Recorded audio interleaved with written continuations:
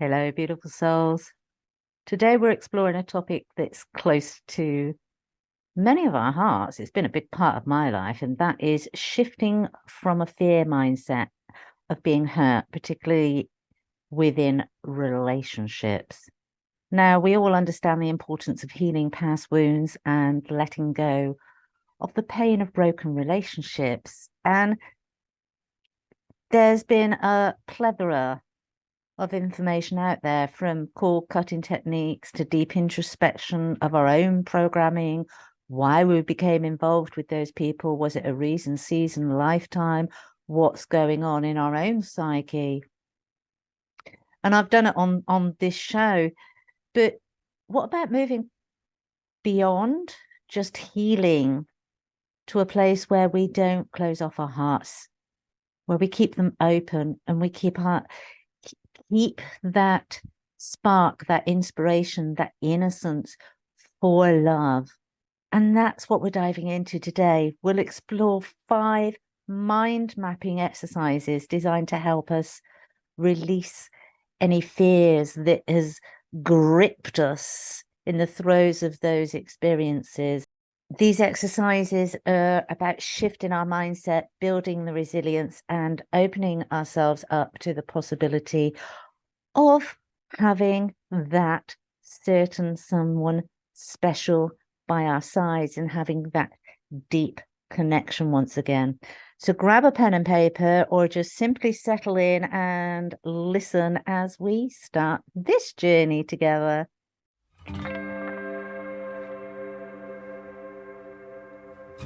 Welcome to Spiritual Midwife, the podcast that tenderly guides you through the transformative journey of spiritual awakening and personal development towards the ultimate destination of soul sovereignty.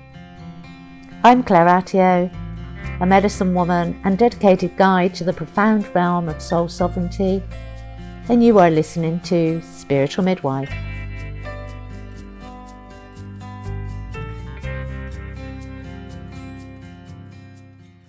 So the first step in releasing fear is acknowledging its presence.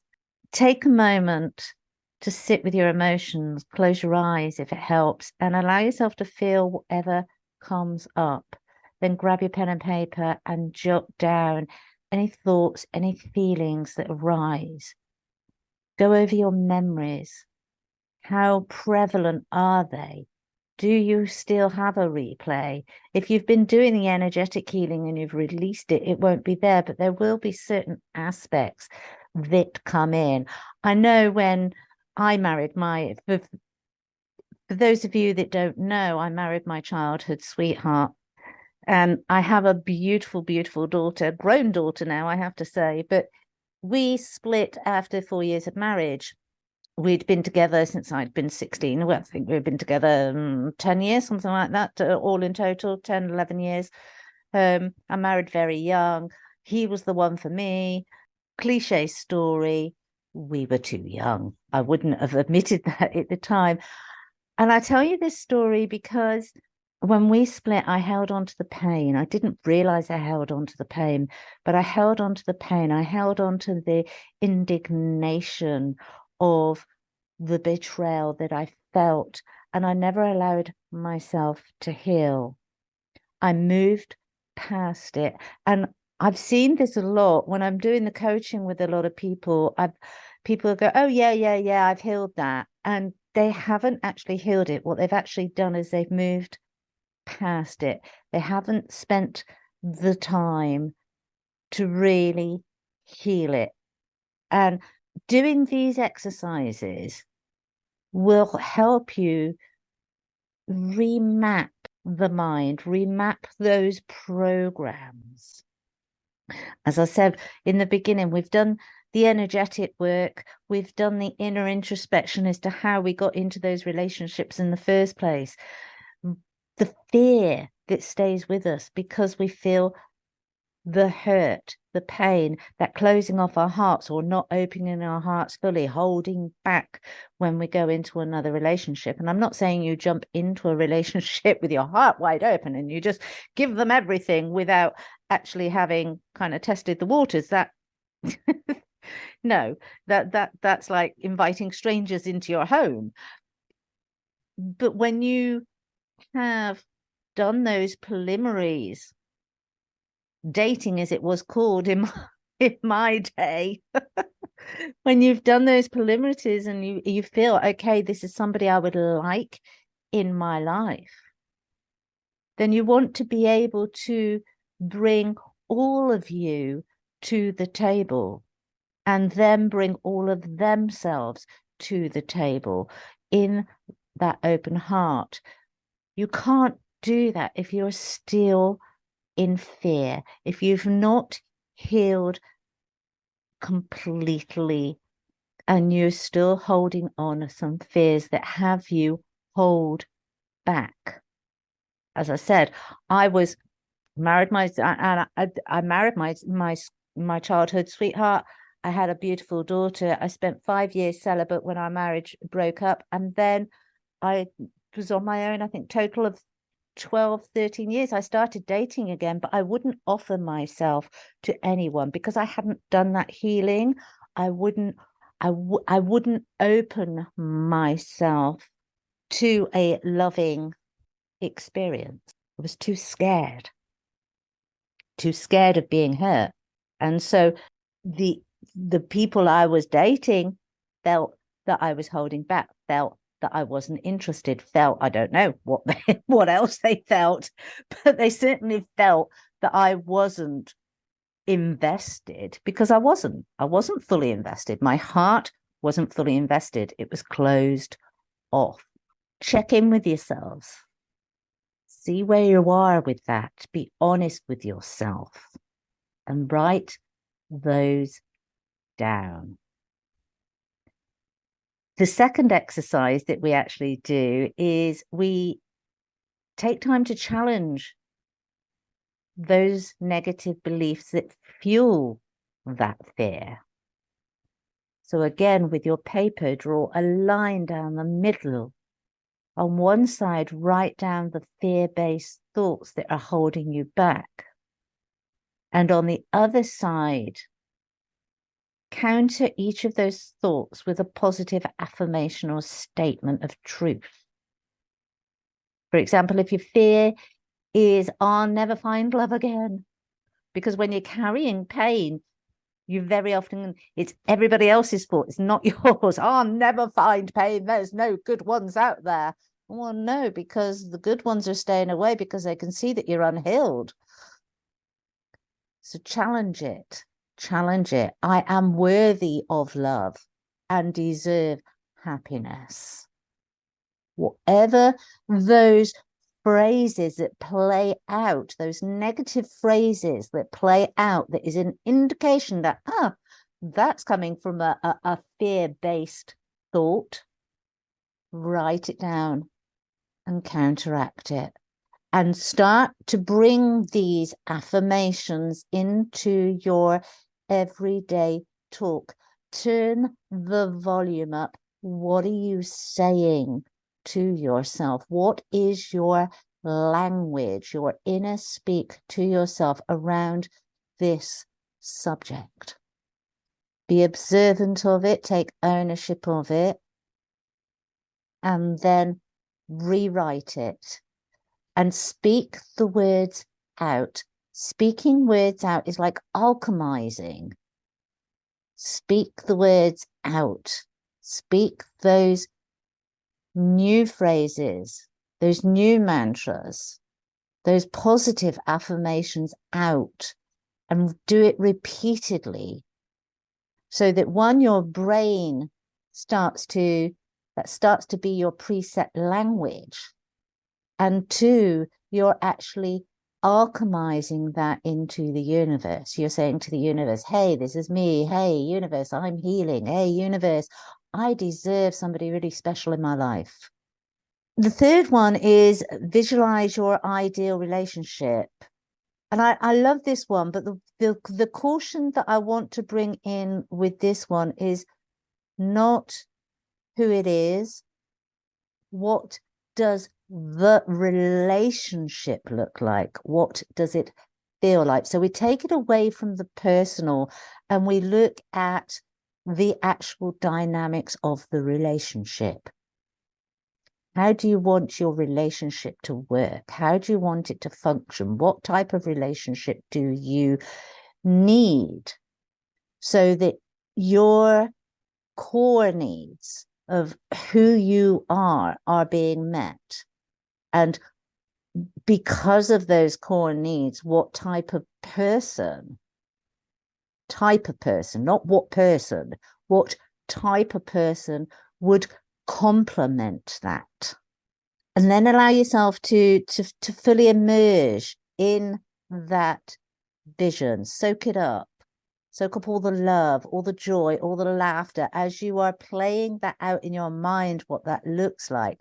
Allow those emotions to start to build in your body. As you know, manifestation is the driving force, the driving energy behind manifestation is our emotions. So we visualize, we go into a space and we do a little daydream and we visualize what that is going to be like. Not, as I said, not a person. We cannot affect and should not affect free will of another person. So if you've set your intentions on one person, I'm not going to tell you that you shouldn't have that person, but what I am going to ask is that you don't use visualization within that. You can say to the universe, it would be nice if it was them, because what you're actually doing, if you suck them into your visualization, you are sending out an energy and a frequency that can confuse the natural order of energies. And especially when, most of us here are spiritually awakening. And so we have sensitivities to energies. And really pulling somebody specific into a visualization is almost like manipulation energetically. And you don't want, or I believe, that you shouldn't be building or even entering into a relationship where somebody has not stepped forward of their own free will. So when you're doing these visualizations, look at the dynamics. What does it look like? What does it feel like? What kind of attributes from the other person would you like them to bring to the table? What attributes are you bringing to the table? How do they complement each other? That is the most beautiful and most healthy way of manifesting into reality. The fourth one, you're all going to groan. You're all going to groan out because it comes back to gratitude. But I cannot say it enough. Gratitude is such a powerful antidote to fear. It is massive. It's like wiping it out. It's like the whiteboard being covered in writing, and then you just come along with a cloth of gratitude, and it just wipes it all out. It's all gone. It disappears. Find your three things every single day to be grateful for that brings you joy, keeps you in that positive energy, and foster that sense of abundance of love. And I in this case, I'm reminded of, spirits reminded me of when I was on retreat a couple of years ago, and I look back now, I'd probably, I mean, so I chuckle because I'm sure now, looking back, some of the guys were like, "Oh my God, is she is she coming on to me?" But I had just split. My marriage had broken down, and I was on my own, and I'd gone on this retreat, and I wasn't looking for anybody, but I was desperate to keep my heart space open. And so at every given opportunity, I would take a cuddle when one was on offer. and it's and I'd have that cuddle and I'd like, oh, thank you. And then I'd go off and I'd do my own thing again. And I did, and there were a couple of them that kind of looked at me a bit side-eyed. And at the time I was a little bit embarrassed, but I was just like, I need to do it for me. And they are willing. So it's that, and obviously you do have to take into account the energy exchange and make sure it's reciprocal. So I did actually kind of hopefully try and maintain that balance. It was certainly my intention to maintain that balance, but that was what I needed at that time. I didn't, because of how my life path had been, what I didn't want to do was close down, because I knew it would be very easy for me to close down. But I also knew if I closed down, that would basically be the end of my spiritual growth. And my life, my joy, my passion is being on this spiritual journey and sharing that with others. And I knew I couldn't afford to close it down. And so I did use the people around me. And there is a difference between accepting what is offered and demanding it. When we say use, let's just be mindful of how, because I wasn't using them for cuddles and taking their energy. I was just having a cuddle, and I was, showed that gratitude, and I was making sure, oh yeah, I can do this, I can do this, I can do this. This is fine. It was challenging for me. Absolutely, it was challenging. But if we're willing, if we understand what we want from our lives, and then we take a step every single day towards it, by golly, we get what we want. The universe does listen to us. God does listen to us. And it did mean that, yes, if I needed to take more time to heal, absolutely, I have. But that healing journey from that particular episode of my life was a lot shorter than what it had been previous occasions that it occurred. And so understand your needs and have the gratitude for those that are around you that are willing to support you and give you what you need unconditionally. But also be mindful that you're there for them. So we have that reciprocity of energy going on. Gratitude is beautiful. It is so powerful for deleting fear. Don't underestimate it. And the fifth one, really, we've covered, it's that taking the action, identifying, as I said, one small step you can take every single day so that you start to overcome your fear. What could that be? Write a list of all the things that you could do, looking at your fears. What can you actually do? Do you need to start a new class? Do you need to start a new activity? Do you need to be practicing more self-care with greater self-love? Look at your list of fears and then look at the actions that you can actually take, be it big or small, every single day to move through that. We don't want to move past it. It will, once we've gone through it, it will be in the past when we look at it in a linear way. But we don't want to have, just as I said right at the beginning, where I moved past my pain, but I hadn't actually healed it. We need to heal these aspects. So we move through it. We face it head on and we break it down. So it's not a great big boulder there sat in our past weighing us down that we take into a new relationship that at some point will rear its ugly head.